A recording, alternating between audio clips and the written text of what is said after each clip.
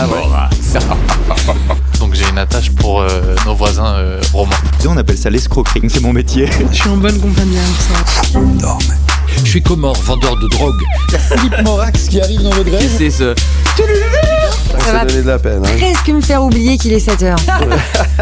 L'invité du matin. Et ce matin, je suis ravi d'accueillir une artiste, une humoriste et une maman qui jongle entre Genève et Paris. Et c'est une artiste dotée d'un humour incisif qui combine une présence remarquable, une aisance naturelle et des vannes audacieuses. Ses performances remarquées sur scène et à la radio, notamment sur France Inter, laissent une empreinte indélébile de ses passages du Caustic Comedy Club à Genève ou Montreux Comédie Festival notamment. Mon invité apporte un souffle frais au paysage humoristique franco-roman. Sa capacité à délivrer des punchlines percutantes avec un naturel désarmant a été très appréciée, provoquant des éclats de rire assurés. Ce matin, je reçois Julie Conti. Bonjour. Bonjour. Bienvenue. Merci. Merci d'être avec nous ce matin. Pardonnez-moi, j'ai mon prompteur qui m'a fait quelques petites subtilités du lundi matin. Ça va, on remarque rien, c'est tôt aussi pour le prompteur. C'est aussi tôt pour le prompteur. Voilà. Merci d'être là en tous les cas. Comment ça va, Julie Conti ? Bien, ça pique un peu, c'est tôt. Hein. C'est vrai ? Ouais, non mais ça va. Et pourtant, le matin, vous avez l'habitude de vous lever pour faire des chroniques sur une autre radio, non ? Oui, moi je fais pas le matin. Ah, c'est pas le matin ? Enfin, c'est le matin, c'est le midi. Ah ouais, oui. Soit le midi, soit l'après-midi. Pour l'instant, je peux plus m'en tenir les matinales, on verra plus tard. Bon, bah alors, merci de vous être levé tôt pour nous ce matin et merci d'être là. Vous voyagez, comme je le disais, entre Genève et Paris. Vous avez un emploi du temps qui est millimétré, hein, très organisé. Hein. Bon, ça, de toute façon, quand on est parent et puis qu'on travaille et on est actif, on doit toujours jongler entre les deux. Ouais. Mais c'est vrai que je fais pas mal d'allers-retours. Ça, c'est depuis septembre, où j'ai commencé à être la radio France Inter à Paris. Et là, maintenant, un peu régulièrement aussi pour aller faire des plateaux à Paris. Et c'est une autre aventure, mais c'est cool aussi. Ouais, c'est une autre aventure. Comment ça se passe, justement, l'autre côté de la frontière pour vous ? Plutôt bien. Ouais. J'ai de la chance parce que ça se passe assez naturellement. En fait, je suis assez portée par le fait d'avoir fait Montreux. Et ça ouvre des portes. C'est comme un peu le Stam qui dit validé par Montreux, puis ça me permet d'aller pouvoir faire des plateaux sur Paris. Et moi, je pousse pas beaucoup pour aller faire parce qu'il y a énormément de monde sur Paris d'humoristes. Et du coup, moi, je laisse plutôt ceux qui me contactent. Je vais sur les plateaux, mais je suis pas poussive pour aller en faire d'autres parce que c'est un univers qui est assez compétitif là-bas. C'est pas les bisounours de la scène romande de l'humour où c'est un petit peu plus facile parce qu'on est moins nombreux et moins nombreuses. D'accord. Alors quel regard ont finalement les Français ou les Parisiens sur l'humour suisse et sur ces Suisses qui cartonnent finalement en ce moment en France? Vous avez toute une série à... Il y a des grands noms, il y a des grands noms comme là en ce moment qui fait les gros cartons, il y a Alexandre Kominek et Yann Marguet, c'est devenu un peu des références aussi là-bas qui sont aussi à France Inter, ils sont très bons. Marina Rollman, ça reste, je veux dire, on parle des humoristes femmes, tout de suite les gens pensent à Marina Rollman sans même se dire si qu'elle est suisse ou française, mais c'est vrai que ça fait un peu, c'est la nouvelle scène comme les Belges aussi que les Français aiment bien voir et recevoir quoi. Pour vous, ça change quelque chose, finalement, la scène française, la scène parisienne et la scène genevoise ou romande? Oui, la scène romande, je suis à la maison, on se connaît tous, c'est un petit microcosme, donc c'est beaucoup plus facile. Puis, mais à Paris, je connais encore très peu de monde. Et puis, je me débrouille toute seule, donc je vais un peu à tâtons, quoi. Ouais. Le public est différent comment vous moi, j'ai été plutôt dans des plateaux assez... pas facile ou bienveillant parce qu'il y a certains plateaux qui sont connus pour être plus difficiles mais sinon non, j'ai l'impression que ça va. En fait, ils ont presque plus les codes à Paris. Les gens sont plus habitués à consommer du stand-up, donc ils connaissent mieux les trucs, ils se lâchent plus facilement pour rigoler et que je trouve que des fois en Suisse, on est un petit peu plus timoré, c'est notre côté peut-être protestant ou je sais pas. En tout cas, Genève. On est plus calviniste. Voilà, exactement. Et du coup, on est plus discret sur le rire, quoi. D'accord. Et comment est-ce que votre humour a changé en quelques mois? Est-ce que ça a évolué? Est-ce que ça a changé? Est-ce que ça a permis de voir les choses différemment? De quoi, mon humour? Votre écriture, disons, c'est surtout d'être prolifique à ce point-là, parce que là, ça me faisait, par exemple, en décembre, je devais écrire 3 chroniques par semaine, plus encore un autre truc pour la télé, tout ça et tout, donc ça me faisait beaucoup écrire, et du coup, il y a une certaine plus grande facilité, quoi. J'ai l'impression que plus on écrit, plus ça vient facilement. Je dis pas que facilement et qu'il y a tout qui est bon, mais en tout cas, c'est des techniques d'écriture, et là, maintenant, j'ai l'impression, je suis toujours avec mon cahier et la moindre chose qui se passe, je note, ça peut faire une chronique ou comme ça, dans le sens où je suis un peu toujours en train d'essayer de capter quelque chose pour avoir du du matériel pour écrire, quoi. Vous êtes à l'affût de tout ce qui se passe, donc ça veut dire qu'on doit écouter les infos, on doit lire Exactement. beaucoup. C'est ça un petit peu votre quotidien, non, c'est ça? Et ça, et puis même, je trouve même les gens. Enfin, je sais pas, des fois des conversations, et ça peut me pourrir un peu la vie. Donc, je peux être au restaurant en train d'essayer d'écouter quelqu'un à côté qui dit un truc qui me fait marrer, et puis d'être en train de noter. Donc, c'est plutôt en train de capter beaucoup. Mais vraiment beaucoup actualité non-stop, et puis aussi beaucoup de lecture, ouais. Vous me disiez, alors on parle beaucoup de la scène romande hein, qui fait parler d'elle en ce moment. On a des Suisses qui cartonnent aussi en France. Vous en faites partie, et tant mieux, et ça fait plaisir et ça fait du bien.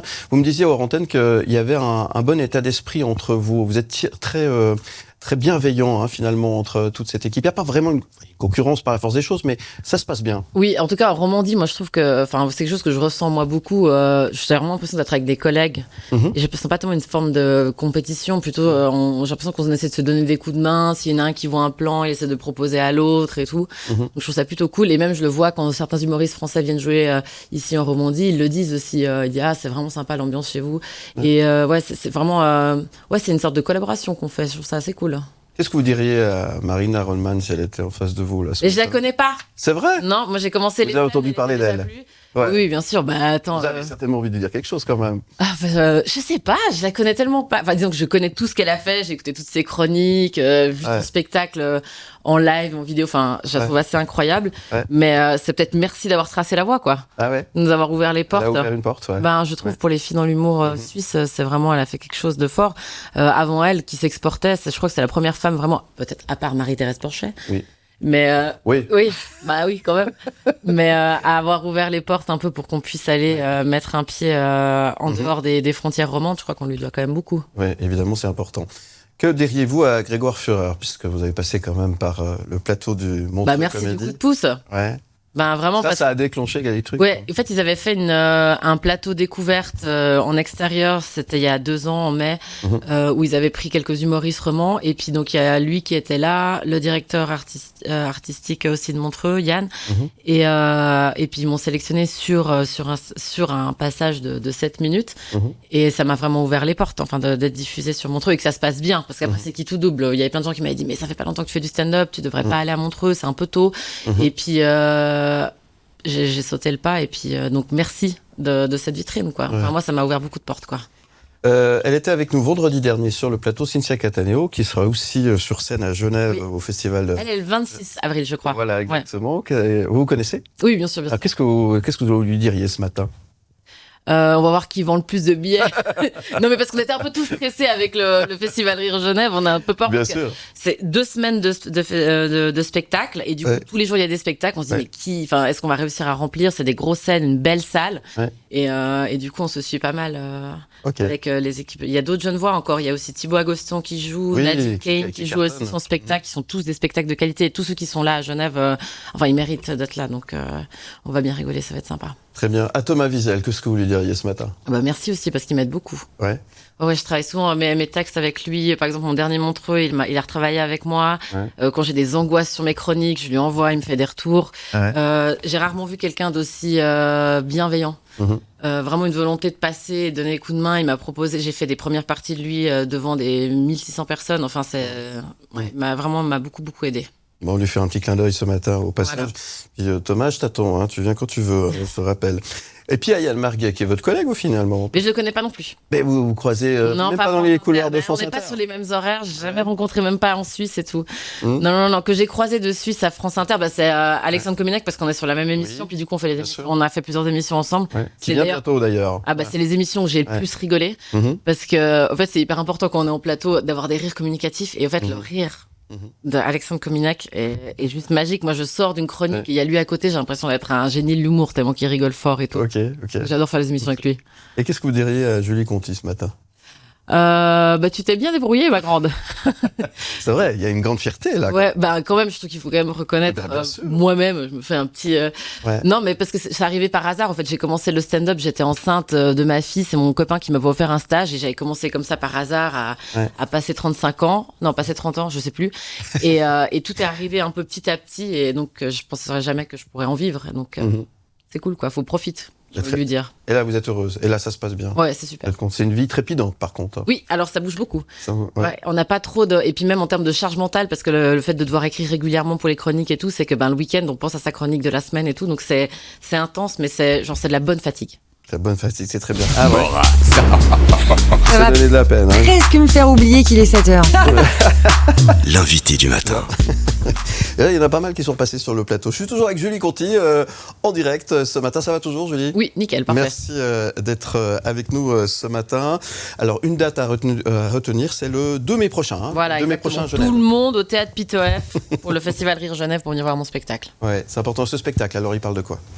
De plein de choses. Je suis quand même l'objet central. Ouais. Et c'est un peu les élucubrations... Ah, purée. Élucubration. Voilà, merci. Oui. D'une femme moderne. C'est tôt, hein, 7h24, c'est tout. Ouais. qui a 2 enfants, le monde du travail, mon avis sur tout et sur les choses sur lesquelles on a envie de m'entendre et pas envie de m'entendre forcément. Et sans retenue. Très bien. Et on doit bien se marrer, évidemment. Ah c'est un peu le but, ouais. C'est un peu le but, effectivement. Ouais. Assez révérencieux, je conseille pas en dessous de 16 ans. Ok, Je d'accord. préfère pas, parce que des fois il y a des gens qui viennent avec des enfants jeunes et je crois qu'à partir de 16 ans, oui, il y a des choses qu'on peut comprendre et tout, mais en dessous de 16 ans, je recommande pas. Et quel regard vous avez sur ce qui est en train de vous arriver en ce moment ? Il y a une grande fierté, on l'a dit tout à l'heure. Ça cartonne, hein, vous êtes entre Genève et Paris, mais vous devez avoir de temps en temps un petit peu de recul. Comment vous vivez tout ça ? Des fois, j'arrive pas à y croire quand même. Enfin, il y a des choses qui arrivent, je dis mais profite, c'est dingue de pouvoir gagner sa vie en faisant ça. C'est quand même et enfin une chance incroyable quand je vois déjà des gens qui galèrent ou qui ont des boulots difficiles et tout ça, et de pouvoir gagner sa vie en faisant ça, je me dis donc j'en profite à tout moment. Puis des fois je prends un peu de temps pour faire un pas en arrière et juste profiter, parce que des fois on peut être pris dans le stress et tout, dis non mais attends, regarde ce que tu fais comme travail, c'est génial, profite, c'est cool, sois consciente, reconnais ta chance et tout, des choses comme ça un peu. Vous le disiez, en filigrane, ça va super vite en fait. Ça c'est très très vite déclenché. Oui. Et ça justement aussi, il faut réussir de temps en temps un petit peu à c'est garder ça, les pieds et surtout sur terre, accepter qu'il y aura des paliers après, dans le sens où ça allait vite en évolution, puis pas du tout, il faut pas que je sois en attente de plus ou de choses comme ça, et donc là je veux juste profiter de ce que j'ai.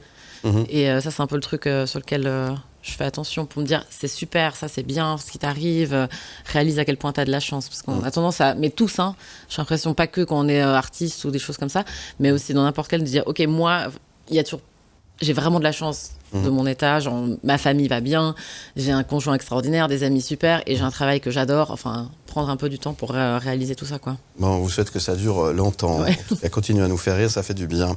C'est l'heure de la rafale des questions, est-ce que vous êtes prête ? Je suis prête, au On va taquet. dans tous les sens, je vous dis que déjà, c'est pas inquiète. Non, ça va, Tout ça bien va. Allez, on joue le jeu, c'est parti, rien ne va plus. La rafale de questions. Quelle est la blague plate à laquelle vous ne pouvez pas vous empêcher de rire ? Je crois qu'il y a des blagues de pipi caca de gamins qui me font quand même encore marrer. Ok. Préfériez-vous être riche ou célèbre ? Oh là là. Ah oui, ça c'est la question qui... Mais célèbre pourquoi ? Ça dépend. Si c'est parce que je suis devenue un serial killer, non, je préfère être riche, quoi. Non. Qu'est-ce qui vous plaît le plus dans notre pays, la Suisse ?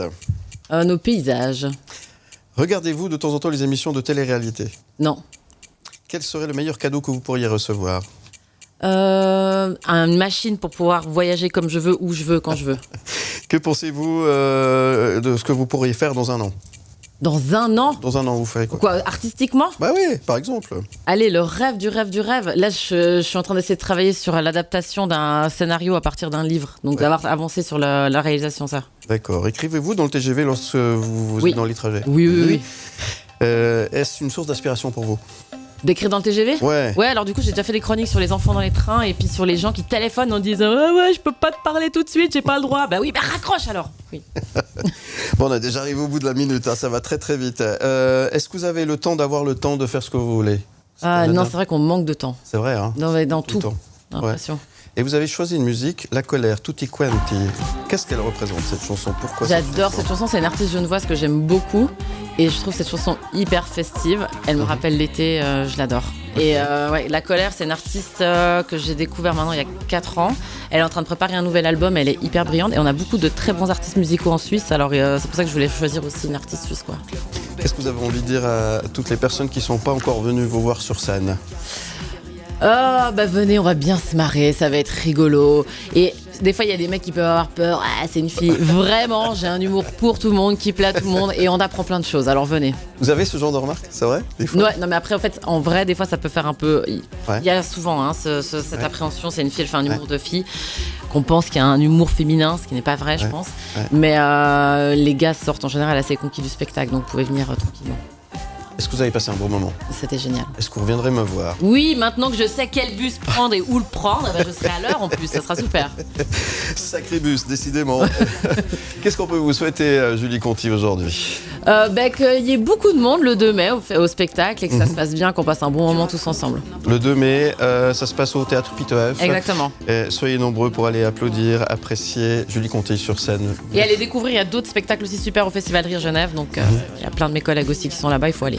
C'est noté, merci beaucoup. Merci. C'est un vrai plaisir de vous rencontrer. Merci. Je vous dis à très bientôt sur MS. On se revoit bientôt. À Au très revoir. bientôt.